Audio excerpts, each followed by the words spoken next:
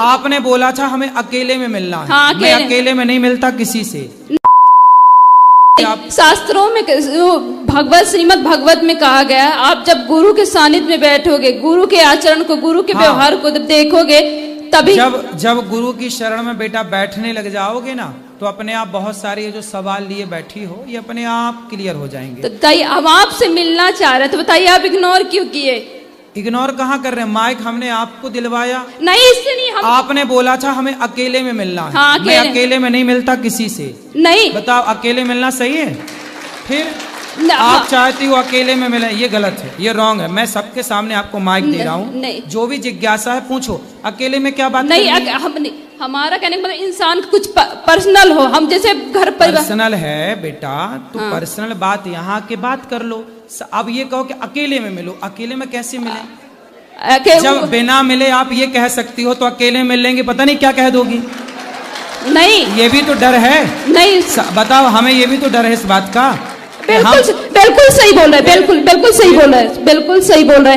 नहीं, हम ये बताइए, हम आपसे जब बातें कर रहे हैं, आपसे जब कुछ पूछ रहे हैं, तो आपसे बता तो रहे हैं। अभी आपके हाथ में माइक है, आप पूछ लो, जो पूछना आप पूछ, हम बताने को बैठे तो हैं। इग्नोर बेटा कहाँ किया जाता है? जब आप गलत हो तो आपको बोला जाएगा कि ये रॉन्ग है, ये नहीं। अभी आप सही हो तो आपको माइक दिया, सम्मान से देखो हम आपसे बात कर रहे हैं। बिल्कुल सही बात। आप अब देखो, इसके बाद भी देखो, मैं 1 घंटा समय दे रहा हूँ इस जनता को, आपको बात कर रहा हूँ, आपसे मैंने कोई पैसे नहीं लिए, फ्री में आपकी सेवा कर रहा हूँ, फ्री में आपसे बात कर रहा हूँ, फिर भी आप शिकायत करोगी। नहीं, तो ऐसा है जितना मैं समय दे सकता हूँ ना आपको, उतना ही दे पाऊंगा, और जिस मर्यादा से देना चाहिए मैं उसी मर्यादा से समय देता हूँ। आपकी मनमानी तरीके से मैं आपको समय नहीं दे पाऊंगा। नहीं, बताओ अकेले मिलना सही है? फिर हम ये पूछना चाहते हैं कि लाइफ का पर्पस, जीवन का पर्पस क्या है? इंसान क्यों आया है धरती पर?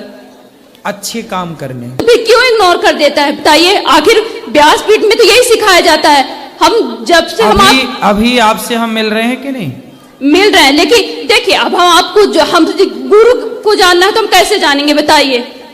तो गुरु को तो जानना चाहिए, अब जानो आप। गुरु के पहचानने के लक्षण क्या है, हमको बताइए।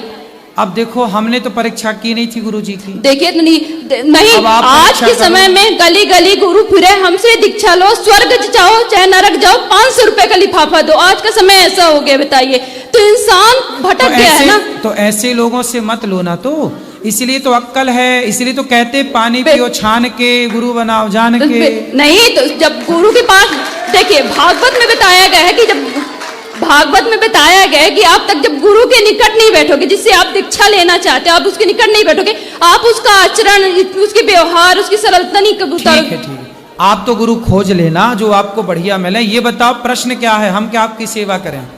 प्रश्न हमारा यही है, देखिए हमारा प्रश्न यही है कि आज गुरु दीक्षा देना कितना सामान्य हो गया। जिस गुरु, भागवत में जिन कहा गया है कि जब गुरु दीक्षा लेना था तो पहले गुरु के सानिध्य में बैठना चाहिए, है ना, गुरु को जानना चाहिए। आज राम को सब मानते, लेकिन राम की नहीं मानता। भगवत गीता को सब मानते, लेकिन भगवत गीता की कोई नहीं मानता। इसलिए आज समाज में सुधार नहीं हो रहा। बताइए, अब इतने लोग व्यासपीठ में बैठते हैं, कुछ लोगों के तो सुधार हो जाता है, लेकिन कुछ लोगों में क्यों नहीं होता है?